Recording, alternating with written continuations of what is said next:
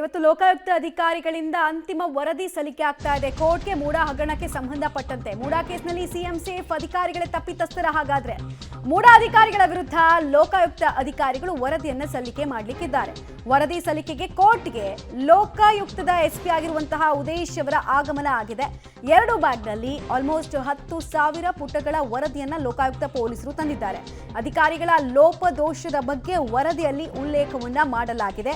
ಮೂಡಾ ಅಧಿಕಾರಿಗಳಿಂದ ಕಾನೂನಿನ ತಪ್ಪು ಗ್ರಹಿಕೆ ಆಗಿದ್ದ ವಿಚಾರಕ್ಕೆ ಸಂಬಂಧಪಟ್ಟಂತೆ ಉಲ್ಲೇಖ ಆಗಿದೆಯಂತೆ. ಮೂಡಾದ ಮಾಜಿ ಆಯುಕ್ತರ ಕಾರ್ಯವೈಖರಿ ಬಗ್ಗೆ ಕೂಡ ಪ್ರಸ್ತಾಪ ಮಾಡುವಂತಹ ಸಾಧ್ಯತೆ ನೀವು ವಿಜುವಲ್ಸ್ ಅಲ್ಲಿ ಗಮನಿಸ್ತಾ ಇದ್ದೀರಾ. ಎಸ್ಪಿ ಉದೇಶ್ ಅವರ ಆಗಮನ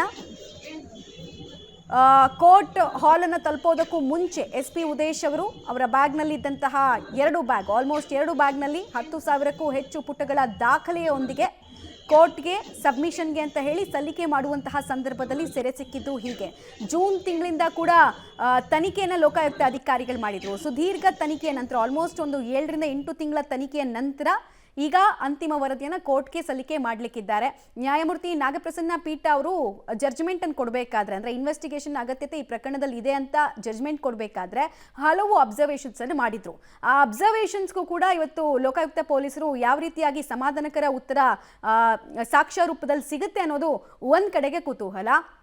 ಎರಡನೇದು, ಇಡಿ ತನಿಖೆಯಲ್ಲೂ ಕೂಡ ಅನೇಕ ಡೌಟ್ಗಳನ್ನು ಈ ಭೂ ಪರಿವರ್ತನೆ, ಕೃಷಿ ಭೂಮಿ ಇದೆಲ್ಲದಕ್ಕೂ ಸಂಬಂಧಪಟ್ಟಂತೆ ಎತ್ತಲಾಗಿತ್ತು. ಅದೆಲ್ಲ ಪ್ರಶ್ನೆಗಳಿಗೆ ಅಡ್ರೆಸ್ ಮಾಡೋ ಕೆಲಸವನ್ನ ಮಾಡಲಾಗತ್ತಾ ಅಂತ ನೋಡಿ. ಇಡಿ 2 ECIR ಅನ್ನ ದಾಖಲು ಮಾಡ್ಕೊಂಡಿತ್ತು. ಒಂದು 14 ಸೈಟು, ಇನ್ನೊಂದು ಸಮಗ್ರವಾಗಿ ಮೂಡಾ ಹಗರಣ ತನಿಖೆ. ಬಟ್ ಲೋಕಾಯುಕ್ತ ತನಿಖೆ ಹಂಗೆ ನಡೀಲಿಲ್ಲ.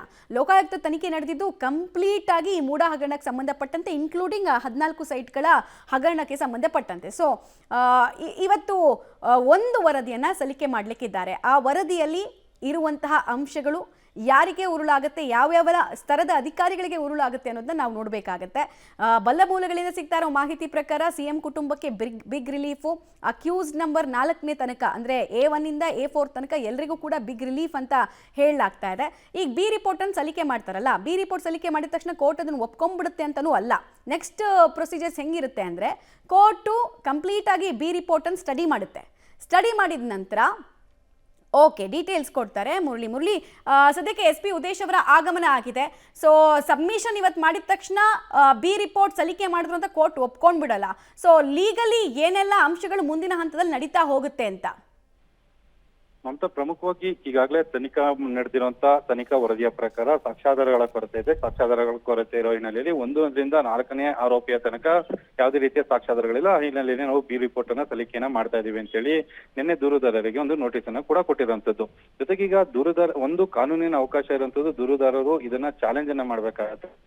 ಮ್ಯಾಜಿಸ್ಟ್ರೇಟ್ ಕೋರ್ಟ್ ನಲ್ಲಿ ಚಾಲೆಂಜ್ ಅನ್ನ ಮಾಡುತ್ತಾರೆ. ಚಾಲೆಂಜ್ ಅನ್ನ ಮಾಡಿದ ಬಳಿಕ ಅದಕ್ಕೆ ವಾದ ಪ್ರತಿವಾದವನ್ನ ಆಲಿಸಬೇಕಾಗಿರುವಂತದ್ದು. ತಕ್ಷಣವೀಗ ತನಿಖಾಧಿಕಾರಿ ತನಿಖೆಯನ್ನ ಮಾಡಿ ಬಿ ರಿಪೋರ್ಟ್ ಹಾಕಿದ ತಕ್ಷಣ ಅದನ್ನ ತಾರಾಸಗಟಾಗಿ ಅದನ್ನ ನ್ಯಾಯಾಲಯ ಒಪ್ಕೊಳ್ಬೇಕು ಅಂತ ಹೇಳಿಲ್ಲ. ಅದನ್ನ ಪ್ರೊಟೆಸ್ಟ್ ಅಪ್ಲಿಕೇಶನ್ ಅಂತ ಹೇಳಿ ದೂರುದಾರರಿಗೆ ಅವಕಾಶಗಳಿದೆ. ದೂರುದಾರರು ಪ್ರೊಟೆಸ್ಟ್ ಅಪ್ಲಿಕೇಶನ್ ಅನ್ನ ಹಾಕ್ತಾರೆ. ಅದನ್ನ ವಾದ ಪ್ರತಿವಾದವನ್ನ ಆಲಿಸಿ ಅದಾದ ನಂತರ ಅದನ್ನ ಕೋರ್ಟ್ ಪರಿಗಣನೆಗೆ ತೆಗೆದುಕೊಳ್ಬೇಕಾಗಿರುವಂತದ್ದು.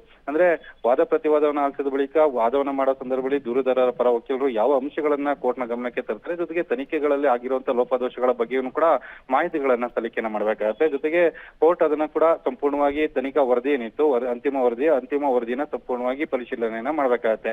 ಪರಿಶೀಲನೆಯನ್ನ ಮಾಡಿದ ಬಳಿಕ ಒಂದು ಕೊನೆಯ ಹಂತಕ್ಕೆ ಒಂದು ತೀರ್ಮಾನಕ್ಕೆ ಬರ್ತದೆ. ತೀರ್ಮಾನಕ್ಕೆ ಬಂದು ಈ ಬಿ ರಿಪೋರ್ಟ್ ಏನಿದೆ, ಬಿ ರಿಪೋರ್ಟ್ ಅನ್ನ ಕೋರ್ಟ್ ಪರಿಗಣನೆಗೆ ತೆಗೆದುಕೊಳ್ಬಹುದು ಅಥವಾ ರೀ ಇನ್ವೆಸ್ಟಿಗೇಷನ್ಗೂ ಕೂಡ ಆದೇಶವನ್ನ ಮಾಡುವಂತ ಸಾಧ್ಯತೆಗಳು ಕೂಡ ಇರ್ತದೆ.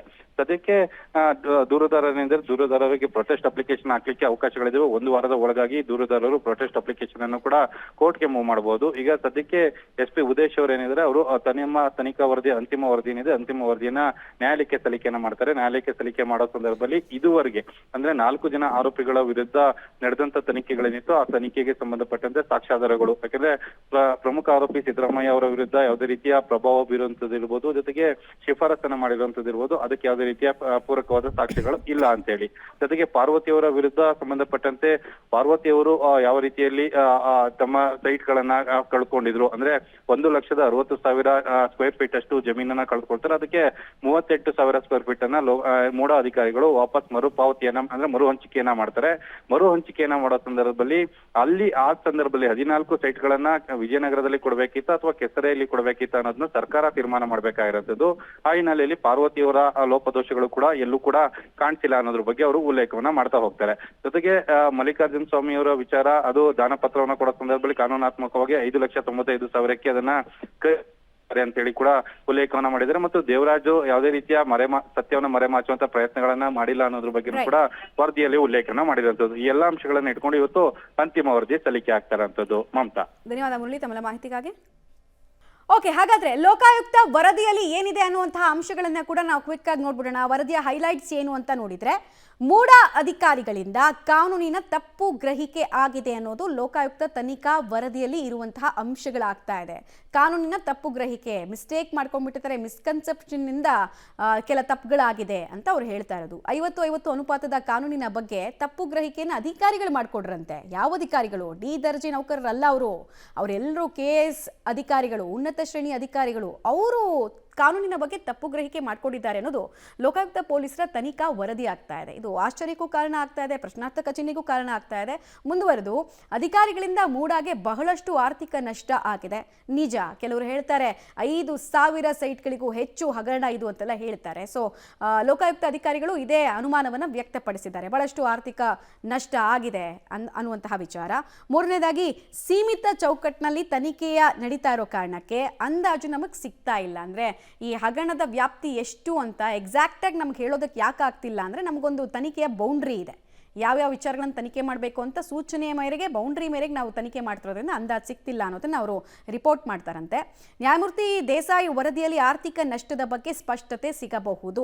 ದೇಸಾಯಿ ಕಮಿಟಿಯನ್ನು ರಚನೆ ಮಾಡಲಾಯಿತು. ಸೊ ಅದರಲ್ಲಿ ಆರ್ಥಿಕ ನಷ್ಟದ ಬಗ್ಗೆ ಸ್ಪಷ್ಟತೆ ಸಿಗಬಹುದು. ಇಂತಿಷ್ಟೇ 1,000 ಕೋಟಿ ಅಂತ ಹೇಳಕ್ಕಾಗಲ್ಲ, ಇಂತಿಷ್ಟೇ ಸೈಟ್ಗಳಂತ ಹೇಳಕ್ಕಾಗಲ್ಲ ಅನ್ನೋದು ಲೋಕಾಯುಕ್ತ ತನಿಖಾ ರಿಪೋರ್ಟ್ನಲ್ಲಿ ಇದೆಯಂತೆ. ಲೋಕಾಯುಕ್ತದಿಂದ ಟೋಟಲ್ ಆಗಿ 900 ಪುಟಗಳ ತನಿಖಾ ವರದಿಯನ್ನ ಇವತ್ತು ಕೋರ್ಟ್ಗೆ ಸಲ್ಲಿಕೆ ಮಾಡಲಾಗುತ್ತೆ. ಈ 900 ಪುಟಗಳ ತನಿಖಾ ವರದಿಗೆ ಪ್ರತಿ ಪೇಜ್ನಲ್ಲೂ ಕೂಡ ಸಾಕ್ಷಿಗಳನ್ನ ಕೊಡಬೇಕಾಗತ್ತೆ, ರೀಸನಿಂಗ್ ಅನ್ನು ಕೊಡಬೇಕಾಗತ್ತೆ. Why clean chit to CM Siddaramaiah, why clean chit to Parvathi ಅಂತ ರೀಸನಿಂಗ್ ಅನ್ನು ಕೊಡಬೇಕಾಗತ್ತೆ. ಸೊ ಆ ರೀಸನಿಂಗ್ಗೆ ಇನ್ನೊಂದಷ್ಟು ಪುಟಗಳು ಆಡ್ ಆನ್ ಆಗುವಂತಹ ಸಾಧ್ಯತೆ ಇದೆ. 10,000ಕ್ಕೂ ಹೆಚ್ಚು ಪುಟಗಳ ದಾಖಲೆಯ ಜೊತೆಗೆ SP ಉದೇಶ್ ಅವರ ಆಗಮನ ಆಗಿದೆ. ಇದು ಲೋಕಾಯುಕ್ತ ತನಿಖಾ ವರದಿಗೆ ಸಂಬಂಧಪಟ್ಟಂತೆ ಮಾಹಿತಿ. ನಾನು ಆಗ್ಲೇ ಹೇಳ್ತಾ ಇದ್ದ ಹಾಗೆ, ಈಗ ವರದಿ ಕೊಟ್ಟಿದ ತಕ್ಷಣ ಕೋರ್ಟ್ ಕಣ್ಮುಚ್ಕೊಂಡು ಅದನ್ನು ಒಪ್ಕೊಂಡು ಬಿಡಲ್ಲ. ಕೋರ್ಟ್ ಅಬ್ಸರ್ವೇಷನ್ಸ್ ಮಾಡಿತ್ತಲ್ಲ, ಅಬ್ಸರ್ವೇಷನ್ಸ್ಗೂ ಲೋಕಾಯುಕ್ತ ತನಿಖೆಗೂ ತಾಳಮೇಳ ಏನಾದರೂ ಹೊಂದಾಣಿಕೆ ಆಗ್ತಿದೆಯಾ, ನಾವು ಎತ್ತಿದಂತಹ ಪ್ರಶ್ನೆಗಳಿಗೆ ಉತ್ತರವನ್ನು ಇವರೇನಾದರೂ ಕೊಟ್ಟಿದ್ದಾರೆ, ಅದನ್ನೆಲ್ಲ ನೋಡ್ಕೊಳ್ಳುತ್ತೆ. ಒಂದು ವೇಳೆ ಸರಿ ಇದ್ರೆ ಬಿ ರಿಪೋರ್ಟ್ ಅನ್ನು ಎಕ್ಸೆಪ್ಟ್ ಮಾಡ್ಕೊಳ್ಳುತ್ತೆ, ಒಂದು ವೇಳೆ ತಪ್ಪಿದ್ರೆ ಅದನ್ನು ವಜಾ ಮಾಡಿ ಇನ್ವೆಸ್ಟಿಗೇಷನ್ ಮಾಡೋದಕ್ಕೆ ಫರ್ದರ್ ಸೂಚನೆಯನ್ನ ಕೊಡುವಂತಹ ಚಾನ್ಸಸ್ ಇರುತ್ತೆ ಒಂದ್ ಕಡೆಗೆ. ಇನ್ನೊಂದು, ಕಂಪ್ಲೇನೆಂಟ್ಗೂ ಕೂಡ ಅವಕಾಶ ಇರುತ್ತೆ. ಹಾಗಾದ್ರೆ ನೆಕ್ಸ್ಟ್, ಮೂಡಾ ಅಧಿಕಾರಿಗಳಿಗೆ ಸಂಕಷ್ಟದ ಬಗ್ಗೆ ಕೂಡ ಒಂದಷ್ಟು ಡೀಟೇಲ್ಸ್ ನಮಗೆ ಸಿಗ್ತಾ ಇದೆ. ಮೂಡಾ ಆಯುಕ್ತರ ನಡೆಯ ಬಗ್ಗೆ ಸಂಶಯವನ್ನ ಲೋಕಾಯುಕ್ತ ಅಧಿಕಾರಿಗಳು ವ್ಯಕ್ತಪಡಿಸಿದ್ದಾರೆ. ಎಲ್ಲಾ ಹಂತದ ಮೂಡಾ ಅಧಿಕಾರಿಗಳ ಬಗ್ಗೆ ಸಂಶಯವನ್ನ ಅವರು ಎತ್ತಿದ್ದಾರೆ. ಲೋಕಾ ವರದಿಯಲ್ಲಿ ಅಧಿಕಾರಿಗಳ ಅಕ್ರಮದ ಬಗ್ಗೆ ಉಲ್ಲೇಖವನ್ನು ಮಾಡಿದ್ದಾರೆ. ಸರಿ, ಅಕ್ರಮ ಮಾಡಿದ್ದಾರೆ, ಓಕೆ, ಬಟ್ ಯಾರಿಗೋಸ್ಕರ ಮಾಡಿದ್ರು ಈ ಫೇವರಿಸಮು, ಇದರಿಂದ ಅವ್ರಿಗೇನು ಲಾಭ ಅನ್ನೋದು ಕೂಡ ಹೇಳಬೇಕಲ್ಲ, ಹೇಳೋ ಕೆಲಸ ಆಗಿದೆಯಾ ಅನ್ನೋದು ನೋಡ್ಬೇಕಾಗತ್ತೆ ನಮಗೆ. ನ್ಯಾಯಮೂರ್ತಿ ದೇಸಾಯಿ ಆಯೋಗದ ವರದಿ ಮೇಲೆ ಕುತೂಹಲ ಕೂಡ ಇದೆಯಂತೆ. 50-50 ಅನುಪಾತದ ಬಗ್ಗೆ ಆಯೋಗ ತನಿಖೆ ಮಾಡ್ತಾ ಇದೆ. 50-50 ಅನುಪಾತದಲ್ಲಿ ಸೈಟ್ ಹಂಚಿಕೆ ವಿಚಾರಕ್ಕೆ ಸಂಬಂಧಪಟ್ಟಂತೆ ಆಯೋಗ ತನಿಖೆ ಮಾಡ್ತಾ ಇದೆ.